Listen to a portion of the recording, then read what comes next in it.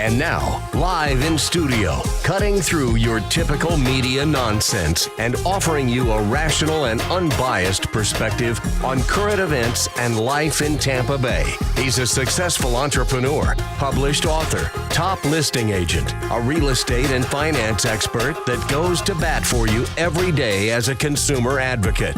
Your host and the consumer quarterback, Brandon Rhymes. That's right. This is the Consumer Quarterback Show with Brandon Rhymes. Brandon is out today. My name is James DeJerome. I produce the show for Brandon. It's been on the air for about 9 years now. The Consumer Quarterback's been an advocate for all the folks in the Bay Area for about 9 years.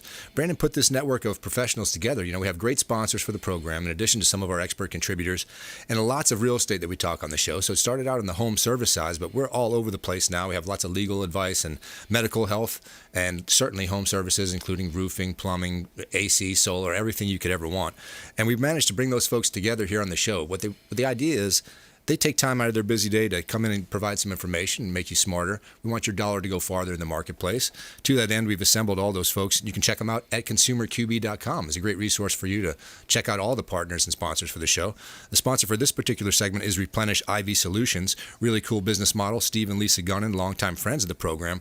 They'll come directly to you and inject you with in a drip vitamins, minerals right into your immune system. You know, we're all worried about COVID these days. We want to have our immune system up and strong as possible. Get in touch with Replenish IV Solutions. That's their goal, to make you as healthy as possible. All right, we talked about Brandon being the owner of the Platinum MVP team. He's a Keller Williams agent. He has real estate opportunities for you. We're going to pitch them all during the show. If you're interested in any of the properties you see pitched on the show, please go to consumerqb.com or get in touch directly with Brandon and the Platinum MVP team. Johnny, our TV producer, is going to throw a few up on the screen for me.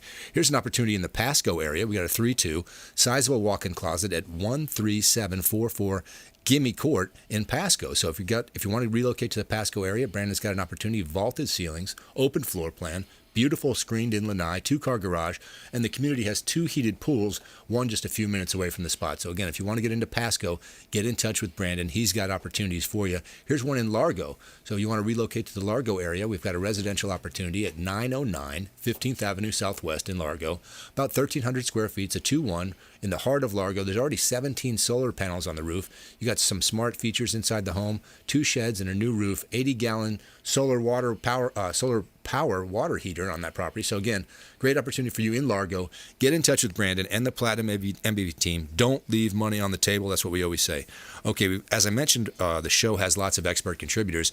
In our pest control space is Dan MENIKHEIM, ProHealth Pest Control. He joins us on the phone today. How are you doing today, Dan?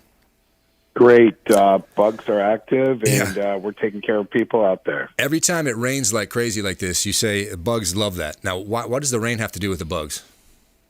Well, you know, what do all things, you know, on Earth need? They need water, right? From plants to people and insects. They just go, you know, Florida is a certain type of environment. The more water they get, it just sends a signal to them to be active and to procreate. They just expand their colonies when it rains. It's a trigger for them to make more of them. Now, we always talk real estate here on the show, and I've heard you and Brandon discuss termites and how the damage they can do is in excess of any hurricane damage. You think of all the hurricanes and all the billions of dollars in damage. Well, termites do that plus.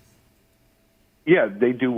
They do several $1 billion a year in damage. They continue. The termite, both there's 2 types of termites in Florida, drywoods and subterraneans, and both of them they continue to eat 24/7. And it's usually behind the drywall in homes without you knowing it. Mother Nature, you know, they created the termites to dispose of the wood That's right. that fell onto the earth and turn it to soil. Well, the termites didn't get the message that we're now here building homes, so they continue to do their work just like nature created them to do. And, unfortunately, they are tireless. They just work. They never sleep. They're nonstop. Now, you know? Down here we run into ants and roaches and all different kinds of stuff, but particularly ants and roaches. We got so many kinds of ants in Florida. I can't imagine you trying to keep them all straight. No, you know, there's a lot of varieties of ants.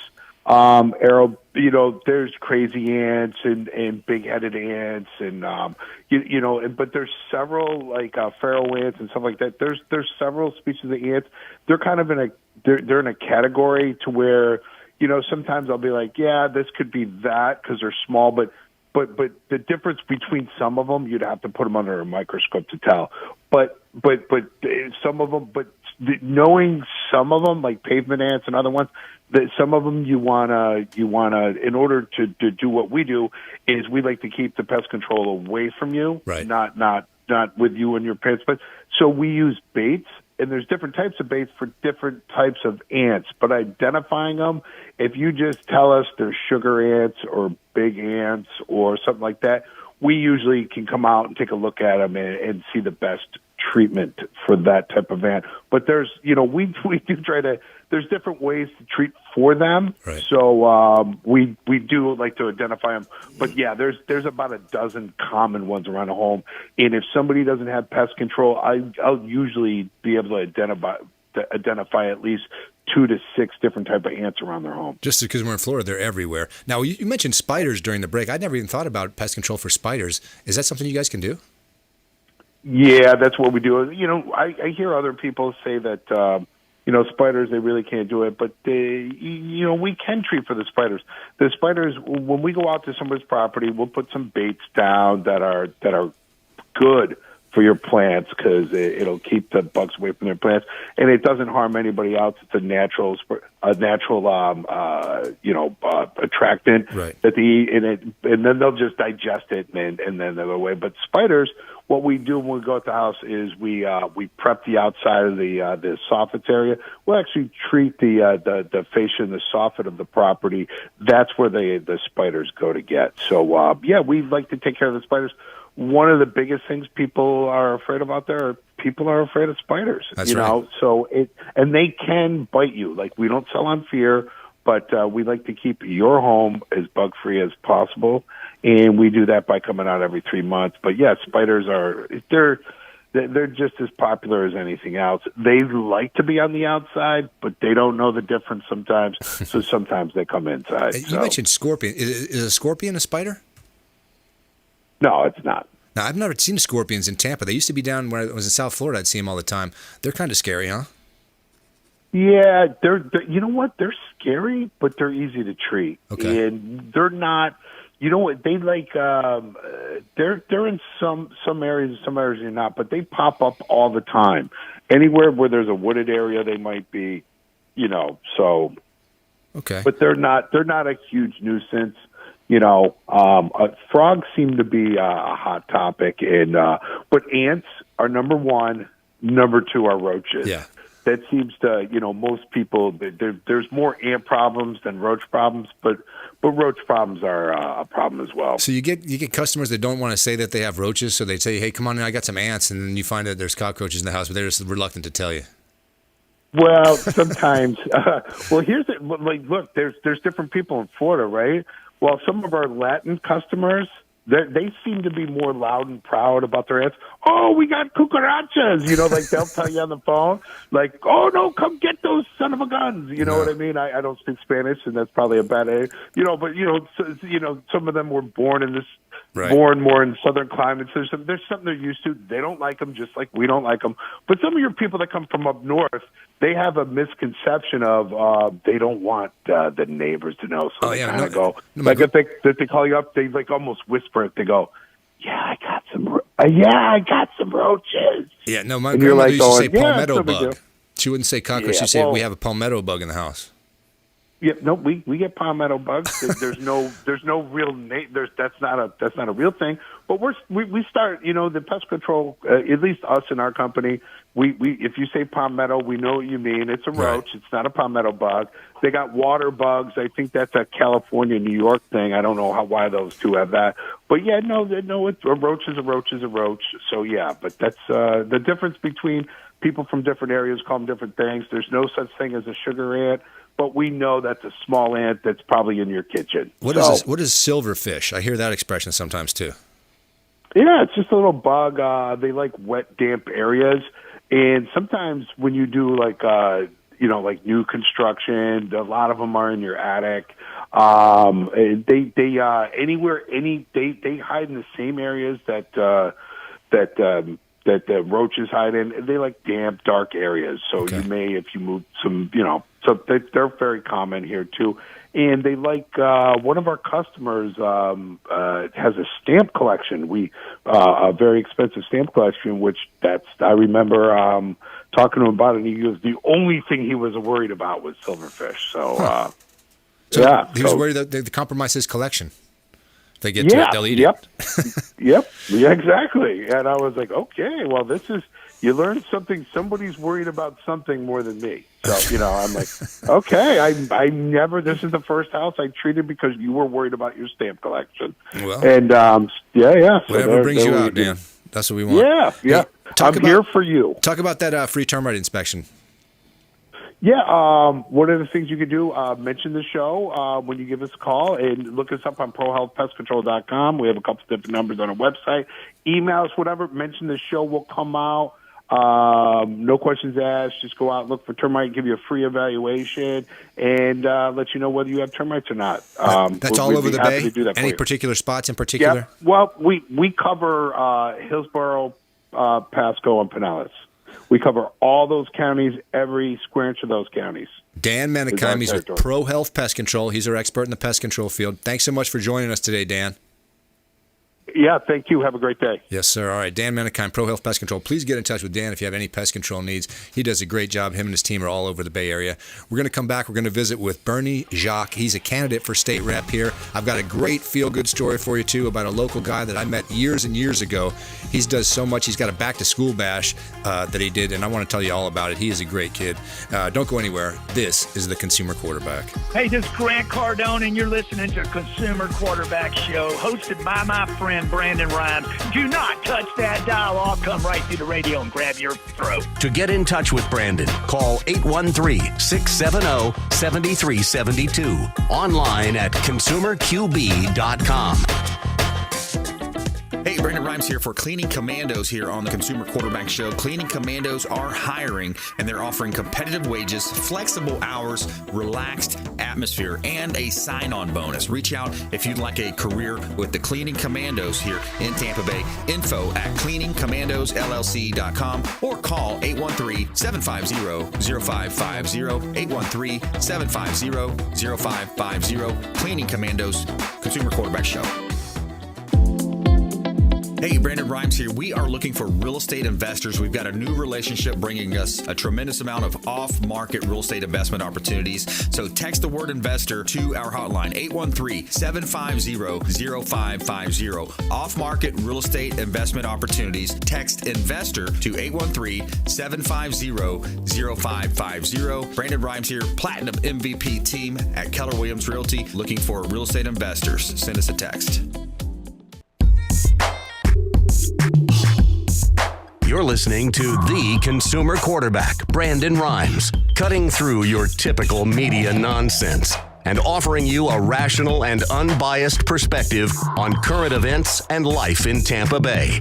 Online at consumerqb.com. That's right. ConsumerQB.com is a great resource. As I've mentioned before, you can see all our expert contributors and our sponsors. The sponsor for this segment is Golf Cart Depot. You know, everyone has a golf cart these days. All the kids in my neighborhood are towing each other on skateboards, and I see the parents walking their dogs at night.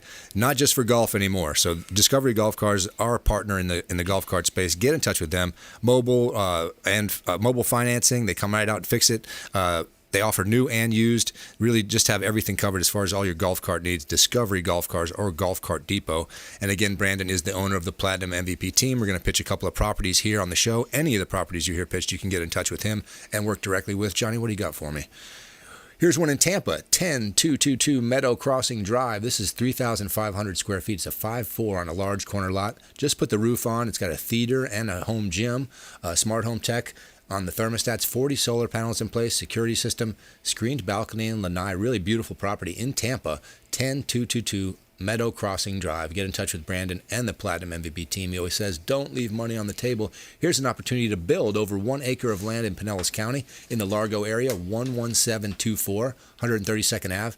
again, it's a great opportunity for you to build. Property is currently rented. There's 2 structures on it, so you got a place you can already generate some income. Perfect for builders, developers, and entrepreneurs. Minutes from Clearwater Beach. Again, if you want to get into Largo, call Brandon and the Platinum MVP team. He's still got real estate for you, even as tight as it is now in our market. Okay, before the break, we visiting with Dan MENIKHEIM. He's from ProHealth. He does all our pest control work, and of course, we need a great pest control guy when you're in real estate. Sometimes you got to get a deal done, and pest control is what the hang-up is. Dan knows how to work in a hurry, so get him on your trouble. He will take care of all the bugs and do everything for you. All right, this segment we're going to visit with Berny Jacques. Berny is a candidate for state rep. Is it District 66, Berny? Yes, sir. Tell me a little bit about you and where you come from and how you got here. Sure. So my name is Berny Jacques, as you mentioned. I'm a conservative activist, a DeSantis appointee on the Judicial Nominating Commission, and a former state prosecutor running for state representative for a simple reason: to protect freedoms and opportunities that we have in our great state. So I've been in Pinellas County. The district I'm running for is in Pinellas County, District 66, which covers mid-Pinellas, Seminole, western part of Largo, the northern beaches, downtown Clearwater Beach, the BELLEAIR area. And came to Pinellas 12 years ago to study at Stetson Law School. Fell in love with the area, wanted to make this place home, and had the pleasure of serving at the Pinellas County State Attorney's Office, where I worked with law enforcement to keep our community safe. And so it's a pleasure to be back on the campaign trail to run for this open seat, and would be an honor to serve the people up in Tallahassee. So this particular election is August of 22? Correct. Okay. Now, what do we know so far about any particular issues that you think are unique to Pinellas or this particular area that might be something that fuels the campaign? Sure. So I think there's some broad issues that voters have in their minds throughout, and I've been laser focused on them. And then there are some very narrow issues as well of things that have come up of late. As far as the broad issues that are on all voters' minds, I think number one is public safety, especially after the turbulent summer that we experienced. Not so much in Florida, maybe more south in St. Pete. We saw some disturbances. People want to make sure that they're safe. People are pushing back against this notion of defunding our law enforcement, and so that's an issue I'm laser focused on. As a former prosecutor, I live in this space, and I know men and women in law enforcement, and so that's going to be my priority, making sure that we maintain law and order in the Sunshine State and backing up our governor towards that aim. Education also is on a lot of people's minds. You saw this whole issue with the critical race theory and the type of indoctrination that people were worried about were getting into the schools. I've stood up against critical race theory and any type of indoctrination in our schools, making sure we have real education, done so in a very public way. Also want to make sure that our students have all of the above approach when it comes to education. College is fine if it's required for what you want to do, but we also need trade education on the menu as well, and let our students know that there are possibilities where you can make a good living without going to college and racking up all this debt. And then also to empower parents with school choice. Parental education, I think, is key. We cannot have one size fits all when it comes to education. If you're trapped in a neighborhood where there's a failing school year after year after year, a motivated parent should be able to pick up that child and put them to the school that best fits their need, whether it's another public school, a charter, a private school, or homeschooling. And then the economy is on everyone's mind as well. With the height of COVID, we saw some of these business shutdowns. I don't want us to ever go there again. I believe they're unconstitutional. This whole concept of essential employees, I think if you're doing honest work and that's how you feed your family and put a roof over your head, it's essential. And we need to make sure that we're keeping our economy going so people can provide for themselves. We need to make sure that we're active and slashing unnecessary regulations on business owners and unnecessary taxes as well, and recruit new jobs to our area. Well, it certainly sounds great, Bernie, but I'm interested in the details of some of the things here. We talk about, parents and being able to pick your school. If you're in a situation where there's a failing school, certainly nobody wants that. We want to try to fix that opportunity for those people that can't relocate to another location or take their students somewhere else. So are there any ideas, any kind of ideas on how to get schools that are failing to achieve greater success or to not have people running? It occurs to me that leaving a school because it's failing certainly may be beneficial to your student, but perhaps the school, we got to figure out a way to bring that school up. Right, and it's not to say you raise the white flag of surrender and then, that's it. Right. We need to make sure that the school is coming up to par, but I think while help is on the way, parents should have the opportunity to bring their child to a school that best fits them, because one day wasted in a poorly managed and a poor environment when it comes to education is one day too many. And so I think there's a lot of ways we can make sure that these schools come back to where they need to be. I'm a big believer in competition. Just as we have in the business community in the free enterprise system, when you have competing schools, sometimes competition brings out the best products and the best services. And so if you have a monopoly in the public school education where you think you're the only show in town, and you don't have to compete with the charter school a couple blocks down the road, or that the parent doesn't have a choice, it's not really going to motivate you to rise to your best, because the consumer then has no choice. And so we need to bring market principles in education to bring choice, and that will elevate, I believe, the competitive nature and the quality of education, and also to incentivizing teachers appropriately. It's a noble profession, and we need to make sure that the good teachers are being incentivized, and those who have no business teaching our students should be out. Well, again, I had personal experience with this in coaching. I had a student of mine that was from Palm Beach County High School, and he relocated. A best friend took the head coaching job there. And because the school did not achieve the mark it was supposed to achieve in terms of its testing, he had to be fired because the rule says all faculty is cleared out of that program, and we reestablished complete new faculty in there. It occurred to me that it just was a law that was kind of put out there to say that we've addressed this. But really, by wiping out the entire faculty, you haven't identified those individuals that are successful versus those that are failing. So it's difficult to craft a policy to affect change on that kind of a broad thing. Talk a little bit about when you build a policy or try to consider these alternatives here. Sure, you can't go in with a chainsaw. You got to go in more of a scalpel approach. Make sure that the good teachers are being retained and encouraged and compensated accordingly. The bad ones are the ones that we are interested in getting out of the system. And so policymakers have to be more tailor-made when it comes to these type of approaches. And so you're not throwing out the baby with the bathwater. Yeah. Have you had any personal experiences where there was a policy or someone that turned an educational institution, or you saw something beneficial or rule or policy instituted? It could be any jurisdiction throughout the country that you thought was a good idea. Absolutely. I mean, you've seen it in a lot of different areas. For example, even in Florida, we brought in these new charter school systems to address what we call the failure factories. We saw a lot of them in Pinellas County, a lot of them in South Pinellas County, where these schools were failing year after year after year. And so the state law said that if you are within a certain radius of one of these failing schools, a proven charter school that has a proven record of success can then come in. So we're not just willy-nilly just giving out a privilege of a new school coming in without them being proven. And so these are very reputable institutions that have shown their worth in states like Texas, or even out in the Northeast, where some school choice has been allowed, and they're able to come in and provide students with an option, and families with a new option when it comes to education. And you're seeing a lot of interest among parents. And I think it's motivating even those failing schools to, again, elevate their game and elevate their performance. Well, that's what I was going to say. Have we seen it reflected in improved scores at any institutions? I still need to look at that. So this particular program is still fairly new. In fact, some of the charter schools they're inviting in will be rolling out, I believe, this fall and the following year as well. But you can see, I've seen a lot of people in the community even have poured into some of these failing schools, just people giving up their own times to be tutors. Yeah. And it brought a light, to a thing that's been ignored for quite some time, and they can no longer fly under the radar. And I think when there's transparency and there's a spotlight on an issue, people tend to want to do better. Well, certainly we're all for improving the educational system. We want to have our best teachers possible in all our counties here in the Bay Area, so we're certainly interested in any policies or any ways that we could achieve that.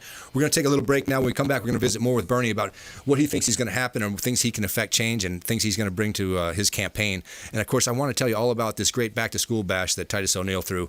Again, his story is just so unique and so good. I think once you understand what he did and the things he's doing out there, it'll inspire you to go out and do the best you can. The Consumer Quarterback Show does its best to provide information that, of course, that informs you and makes you a better consumer. Our YouTube channel is a chance for you to go to YouTube, search Brandon Rhymes and the Consumer Quarterback Show. You can see all these folks they're giving you that information right there on YouTube. So lots of videos, lots of things to look at, and we want to encourage you to check them all out because these partners have taken time out of their day to provide this information for us, and there's real value for us. So come on back. This is the Consumer Quarterback. This is Chris Voss, former FBI lead hostage negotiator and owner of the Black Swan Group, and you're listening to Consumer Quarterback Show hosted by my friend Brandon Rhymes. To get in touch with Brandon, call 813-670-7372. Online at consumerqb.com.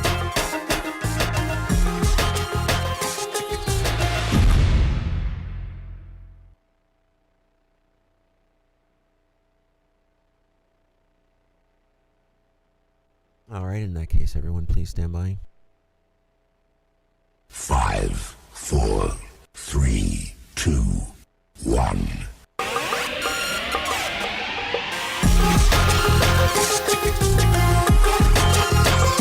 You're listening to The Consumer Quarterback, Brandon Rhymes, online at consumerqb.com. Brandon is Tampa Bay's #1 consumer advocate for real estate and financial advice. Call Brandon today at 813-670-7372. That's right. Give Brandon a call, and you can check out all the properties that you hear pitched on the Consumer Quarterback Show, or you can find the way to get in touch with our expert contributors and our sponsors. The sponsor for this segment is Veteran Gutters. You know, Brandon Porter is a veteran himself, and all the folks he employs are veterans, and his job is to come out and make sure the water is getting away from your foundation. You know, if you live down here this time of year, you can realize that rain is really coming down, and if you don't have gutters, it's washing a lot of the foundation of your house away. So we feel like it's important to get that water pushed away from your home. Brandon Porter does a great job. If you need gutters, get in touch with him and Veteran Gutters.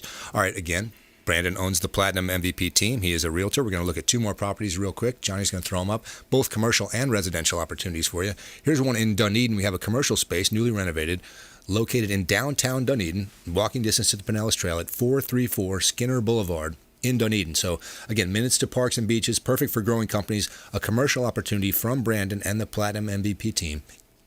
Get in touch with him. Don't leave money on the table. What else you got, John?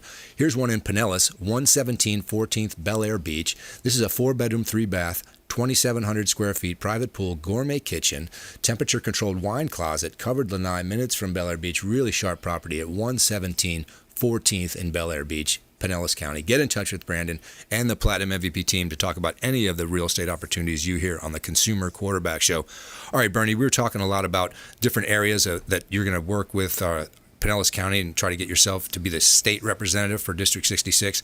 Talk a little bit about anything facing 66 that's unique. Anything about that district that's unique to 66? Absolutely. And before I get into that BELLEAIR Beach property is actually in District 66. Okay, there you go. So I'll add something to their checklist after they close the deal with Brandon. They need to register to vote and then cast their ballot for Berny Jacques. You're in the right spot Exactly. at District 66. You got it. Yeah, there's a lot of things popping up among the people in District 66. So we have a very dynamic district. As I mentioned, we have a lot of residential areas when you talk about a city like Seminole, parts of LARGO, the BELLEAIR area, but we also have quite a bit of coastline and beach communities. So we're talking about Indian Shores, Indian Rocks, BELLEAIR, BELLEAIR Beach, Sand Key, Clearwater Beach, places that really rely on tourism. So this issue of the red tide has been on a lot of people's minds, environmental concerns, because Florida and our district is very unique where our economy, it goes hand to hand with our environment. It absolutely and does. So if the environment goes down, I mean, it really is going to bring down a lot of small businesses that rely on tourists, to come down here and to spend their dollars in order to keep these businesses thriving, and also just the quality of life for the people who do live here, who want to take their kids out to the beach and out to boating and all the different recreational activities that depend on there being clean water. And that does not affect, the health, safety, and welfare of us. I know there's still some debate about the red tide. Again, it's one of these environmental issues where it's cause and effect, and it's difficult because the causation can be quite wide. I don't know that we can narrow down exactly what causes this or that, But the idea that we can formulate a response or have resources in place perhaps to deal with this if it occurs again. I know that it seemed like this time around county officials responded more rapidly and were able to get beach areas open or keep tourism going as best they could because they had a little experience from previous red tide episodes. Is there anything you see coming out of the red tides that we can learn or any way that we can put an agency in place? I don't know, any novel ideas? One of the things I was very encouraged by is, Governor DeSantis, he ran on environmental stewardship, and he's been very active and I think very sharp on this particular issue. Just this week, he was down in Sarasota at a ribbon cutting for a new red tide mitigation research center which aims to research the causes of red tide, so we can kind of actually get a grasp on it and to mitigate the effects of it. And so we're going to really rely on centers like that to lead the way and be science-based on how we can address this. And also, too, local governments and governments at all levels need to step up and to make sure that their houses are in order as far as their infrastructure. So you have a situation with the city of St. Pete where you had a lot of these sewage spills, going into our bay, and that has a disastrous environmental impact. And so we need to make sure that cities are being held accountable, that they're securing their infrastructure that does not allow certain spills to go into our waterways, and to be more responsive when an issue does occur. So it's possible that aging infrastructure, storage facilities, kind of over time you become a little less effective, and that's the cause of some of these leaks and some of this stuff. So perhaps we have to take a comprehensive approach and finding out where the sources are of all these different pollutions is a very daunting challenge because there's quite a bit of coastline, as you mentioned, all around the Bay Area. It is. It's very daunting, and the more that we grow, the more daunting it's going to be. And so Florida is experiencing a tremendous growth. We were already experiencing tremendous growth, but I think with the COVID lockdowns, a lot of people were leaving some of these northern states that were locked down, coming down to Florida where we were open for business. And so our infrastructure has to keep up for sure. Well, one of the issues, and I don't have an answer to this, but I've heard this debate about sea level rise, and I've heard people say, well, it's a national problem. And I thought, boy, we're so unique in Florida with the amount of coastline we have and our relative proximity to sea level. I think we're going to feel this a lot harder than the rest of the nation. So when it occurs to needing dollars to deal with this, any infrastructure changes that come regarding roadways, drainage, whatever it might be, we may be on our own, much like California is experiencing quite a few unique environmental phenomenon, and the rest of the nation is not so interested in funding or helping them achieve, put their money toward that, solving that problem. I'm a little concerned that Floridians are in a unique spot here in our state with this sea level thing. We're going to get hit pretty hard before others will. Is there anything you can do to put in place a mechanism, say, that recognizes Florida's unique opportunity to be affected by this thing? Absolutely. There have been steps taken just recently, this last legislative session. Our legislative leaders, and with the signature of Governor DeSantis, actually put on a new tax relief measure that if somebody does a improvement on their property that mitigates the effects of a sea level rise, in order to make sure that the property is more protected, that they are shielded from some of the taxes on the assessment of that. And so these are ways that we can incentivize people to make sure that their homes are in a better situation without, being subject to such a big financial hit. And so these are things we can build upon, right, to incentivize people to make the right decision and maybe keep their own dollars in the process. And that, I think that's a way we can address that for sure. Brandon recently has had the mayor of Tarpon Springs on the program, and he talked a little bit about some initiatives they're doing in terms of increasing their drainage and preparing some roadways for this possible sea level rise and kind of getting ahead of it. I worry that there's not so much wealth throughout the state of Florida for everyone to get that kind of infrastructure set up or work on it. What other issues do you think are unique to us down here? We mentioned the red tide. Anything particular economically? We talked about our tourism, our general reliability on tourism, and of course any lockdown affects tourism, that kind of thing. Any other uniqueness that we need to consider when we're talking about the district or even the state? Sure. So you had the tragedy down in Surfside with the condo collapse.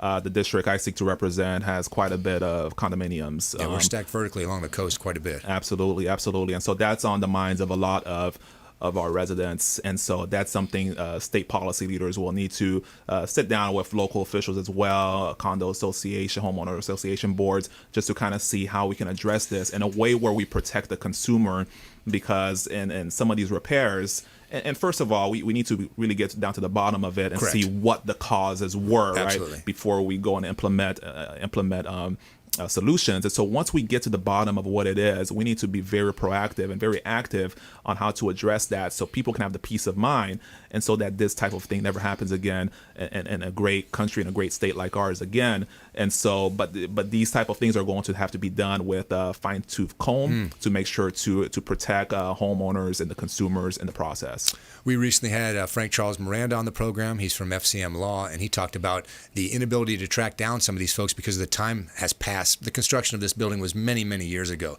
It has turned over ownership. It has turned over the board, has turned over the actual detective work that you talk about, the investigation and finding out the root cause of this is going to be very, very difficult and convoluted, not just because the structure's in rubble all over the place, but because the active parties are sometimes deceased. There's no longer around. You can imagine the litigation that's going to come out of this is going to set some policies in terms of condos, HOAs, the kind of things you're talking about. So this is going to be a unique kind of a bell cow case, I feel. Absolutely. Definitely. That's something to definitely keep an eye on as far as things we'll need to address on a state level as well as on a local level. Is there any new vertical construction along the shore in 66? I'm trying to think of Clearwater in terms of new buildings going up that are big high-rise type. I don't think I've seen that much. Now, downtown Tampa, lots of cranes all over the place, and of course, it's construction everywhere. I'm sure Pinellas has just the amount its share, but I just think about those big buildings going up now just on the heels of that Surfside incident. I imagine everything's gotten a little tighter. Sure, and I think a lot of the concern are on those buildings that are over 40 years old, and so you had different building codes back then. In fact, I was in a meeting just last week with all the mayors of the barrier islands along the coast of Pinellas County. This was an agenda item, and several of the mayors mentioned, we have a building. Our tallest building was built way before the current building codes. And so and we have to examine if it is up to par with the current standards and so forth, while being mindful of waiting for the investigation down a Surfside to kind of see where we need to go, because you don't want to take a certain step if that wasn't the issue as well, and where it could have a strong and negative financial impact on the individual condo owners. Are there any parts of Pinellas you feel like the infrastructure is aging to a point where it's going to be something that's a concern in the next 5 or 10 years? Anything, could be the drainage, could be a particular location in terms of a fire, relocating fire and police resources so that they serve the new population as they move around. Anything like that changing or anything adapting in that area? Yeah, and the thing that's unique about Pinellas County is we're a peninsula, on a peninsula, and we're surrounded by water, whether it be Tampa Bay, to the east, and the Gulf to our west, and we're the most condensed, county. And so there's a lot of aging infrastructure that we need to look at. I mentioned St. Petersburg a little while ago in the last segment, although that's not part of my district, but, a lot of our residents, frequent St. Pete, and they go down there, whether it's for the nightlife or to the museums or what have you. And so we've had this issue, it seems like quite a bit. It seems like it slowed down in a little for a little bit, but this whole sewage thing, and that's something that needs to be addressed, and we need to be looking at some of our other municipalities to make sure that we don't have this kind of issue again. If we do experience a heavy storm, can we retain some of the water without discharging it out into the bay and causing ecological disaster? I think we definitely need to start looking at these things because it seems to come up quite a bit year after year. Yeah, it seems like managing water, whether it's in the form of flood or sea level rise or drinking water, it's going to be something we're going to be looking at, much like California is in that spot now where water is a huge fight between the residents who have it, the residents who don't have it, the cost of moving it, the idea that it's critical infrastructure everywhere and it's needed. So that's something that's going to be part of all Floridians, not just the Pinellas County area. Absolutely. I totally agree with that. What about any particular issues educationally? You mentioned education going in. Just a few minutes before the break, any particular policies or things that you think are successful out there that you'd like to implement in your area? Sure. I think you're seeing a lot of there's a lot of movement right now towards bringing back skills-based education. And again, I wanted to be an attorney since I was in middle school, and so I knew the path there was to go to college, go to a 4-year college, and then to law school. It's what was required. But I think a lot of students are just being told willy-nilly that you have to go to college, and it does a disservice to them because there's a lot of good trades, a lot of good jobs of today that you don't need a 4-year college degree for, that you could get a good certification for. So I think we need to do a better job, our public school system, in partnering with industries to identify some of the jobs that are available today, what type of certifications are needed, making them available at the high school level, and just giving an all of the above approach to our students so they can make an informed decision. Because I see a lot of college grads who are in anguish with the amount of student loans they have to pay back, and with a degree in their hand, a piece of paper for which there is no job in. There has to be a better way. It occurs to me that there's got to be a way to incentivize the programs. Again, I think the average student, before they even know what major or issue they're going to pursue in college, wants to go to college because they feel like this is a way to get rich. I'm going to make some connections or meet someone or find a job or do something like that. To incentivize the trade angle, you've got to bring out people that have had success in the trades and have them see that. You got to have that kind of real life example. I agree 100%. And so that's part of that partnership that I mentioned, that we need to be going and being intentional, going out to these industries and people who have made a great living on the trades and say, do you mind coming in for a career day? Do you mind doing a career fair, a workshop? And do you mind serving as a mentor to a few of our students? These are the type of things that will move the ball and open up the eyes of the kids and say, wow, I can really make a good living here and support myself and my family without, spending all this money in college and university. Absolutely. All right, Bernie, we're going to take another commercial break. When we come back, I got a feel-good story for you again about my friend Thaddeus. I'm going to tell you all about his story and what he's done for kids in Hillsborough County with his back-to-school bash. We're going to talk more with Bernie, and I got a few things I want to mention that are listed on the YouTube channel again I want you to check out. So don't go anywhere. This is the Consumer Quarterback Show. This is Warwick Dunn, and you're listening to the Real Estate Quarterback Show hosted by my man, Brandon Rhymes. To get in touch with Brandon, call 813-670-7372. Online at consumerqb.com. Hey, Brandon Rhymes here. We are looking for real estate investors. We've got a new relationship bringing us a tremendous amount of off-market real estate investment opportunities. So text the word investor to our hotline, 813-750-0550. Off-market real estate investment opportunities. Text investor to 813-750-0550. Brandon Rhymes here, Platinum MVP team at Keller Williams Realty, looking for real estate investors. Send us a text. Hey, Brandon Rhymes here for Cleaning Commandos here on the Consumer Quarterback Show. Cleaning Commandos are hiring, and they're offering competitive wages, flexible hours, relaxed atmosphere, and a sign-on bonus. Reach out if you'd like a career with the Cleaning Commandos here in Tampa Bay. Info at cleaningcommandosllc.com or call 813-750-0550, 813-750-0550. Cleaning Commandos, Consumer Quarterback Show. You're listening to the Consumer Quarterback, Brandon Rhymes, cutting through your typical media nonsense and offering you a rational and unbiased perspective on current events and life in Tampa Bay. Online at consumerqb.com. That's right. ConsumerQB.com is a great resource, place where you can find all our expert contributors and our sponsors. The sponsor for this segment is Brothers Easy Moving. These guys became the official moving sponsor of the Consumer Quarterback Show when they moved Brandon into his new place, moving furniture well after dark. So these guys became heroes to me, and they are the official moving sponsor, local or long distance. Get in touch with Brothers Easy Moving. They can do it all. We got one more property for you on the show. Brandon owns the Platinum MVP team, and we've got real estate opportunities, both commercial and residential, for you throughout the Bay Area. Johnny's going to throw one up on the screen for me here at 1200 Gulf Boulevard. This is a beautiful penthouse, nearly 4,000 square feet. This is a 3-2, 2 Gulfside balconies, 1,100 square feet of terrace, and a gazebo. Really beautiful. 1200 Gulf Boulevard in Clearwater. Get in touch with Brandon if you're looking to relocate to the Clearwater area. That is a really sharp property there at 1200 Gulf Boulevard. All right, I've got a feel-good story for you, and I want this one struck me because years ago when I was covering sports throughout the state of Florida, a young man that played for Live Oak was named Thaddeus Michael Bullard.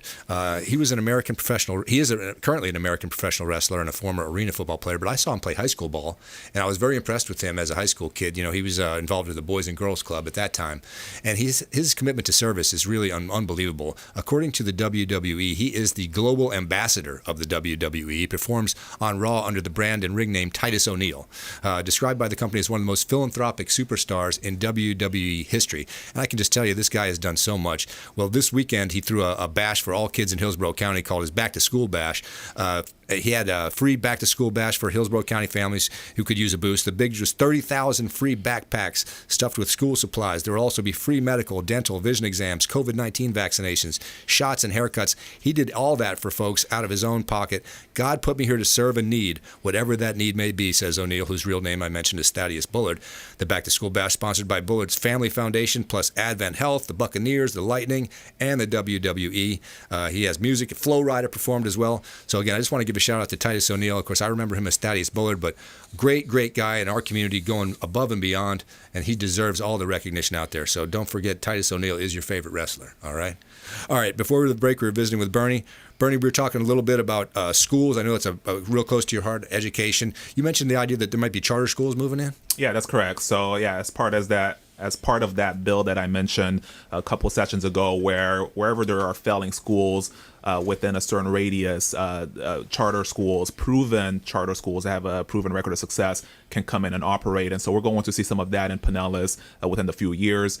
There is one called Idea Public Schools. They come out of Texas, and they've had remarkable success over there. They're starting in Hillsborough, and then they plan to expand out to Pinellas County as well. What is the uniqueness, you think, of the charter school, or the reason you think that they're experiencing more success than other programs? Part of it is they're able to be more innovative.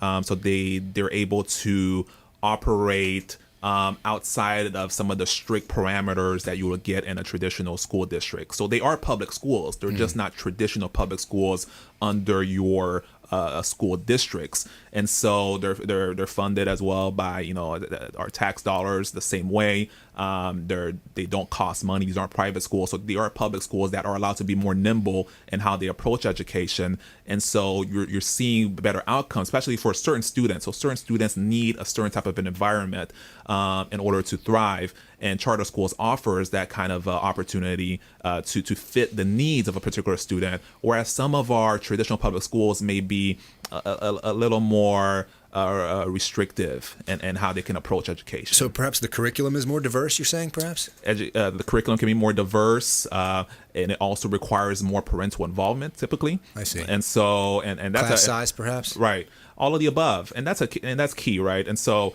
one of the issues, I look back on how I grew up, and we didn't grow up in some of the best neighborhoods, but I had a dad who was super involved in my education. He knew all my teachers. He was at all the parent-teacher conferences. And that made a difference, in my education when you have a parent who's involved. So a lot of these charter schools will require parents to attend certain meetings and to be invested, a little bit more invested in their child's education.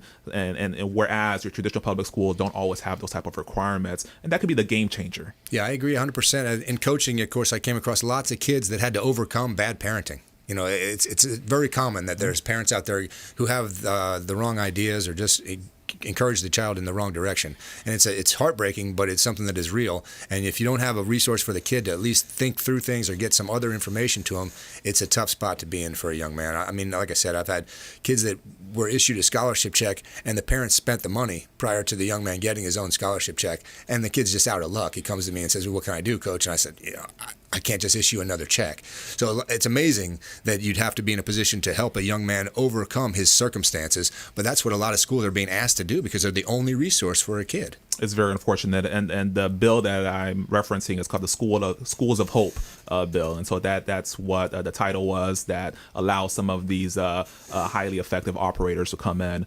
to educate our children. Really good idea, and of course, our university system, as well as our high schools and our elementary schools, all kind of work together in the idea that, like you mentioned, if your parents aren't getting involved, if you don't have that parental involvement, it's such a tough hill for the teacher to overcome. You know what I mean? A lot of times we blame the teacher or the educational facility. It's a tough road if you're a teacher and you don't have the parents on your side. It's a partnership. Education begins at the home. And so a lot of times in some of these tough neighborhoods, I've talked to teachers where they say they feel like they're more like babysitters than they are educators, right? And so parental involvement is key. Stepping up to the plate. Education, I strongly believe, begins in the home, and so by the time they get to the schoolhouse, teachers are educating and they're not being behavioral specialists. All right, Bernie. Last minute, I want to give you a minute or so. Hit me with the big items you want people to remember when they're looking at your campaign. Sure. Three things that Berny Jacques is going to be laser focused on. I'm going to be laser focused on issues relating to law and order, issues relating to education, instead of indoctrination and issues of a strong economy, making sure that we have the environment for our economy to grow. I will be a true public servant, that it will be accessible to the people, and people can reach me now. I'm accessible now as a candidate. People can reach me on all social media platforms by just typing in my name, Berny Jacques, or my website, bernyforflorida.com, and it's Berny with a Y. B-E-R. Yeah, B-E-R-N-Y, not I-E, like the socialist Bernie. Okay. So Berny Jacques, candidate for state rep, District 66. What are the other districts in Pinellas? I don't even know. So you have District 67, so that's East Clearwater and East Largo. You have District 65, Northern Pinellas, which is Dunedin, Palm Harbor area. You have 69 just south of me, the Southern Beaches. And they all occur on August of 22. Yes, sir. That's the primary, and in November will be the general. Okay, so we're ready for that. I want to thank Bernie for coming in. I want to thank Dan MENIKHEIM and ProHealth Pest Control for providing some information today. I want to thank all you folks for listening, of course, and I want to encourage you again to go to YouTube, check out Brandon Rhymes and the Consumer Quarterback. You got all these videos and lots of great information for you. I want to thank Brandon for giving me the opportunity to host. Thanks so much. This has been the Consumer Quarterback. You've been listening to the Consumer Quarterback, Brandon Rhymes. Whether it's real estate, consumer, or financial advice, let Brandon call your next play. Contact Brandon Rhymes at 813-670-7372. That's 813-670-7372. Online at consumerqb.com. And join us next time for the Consumer Quarterback Show.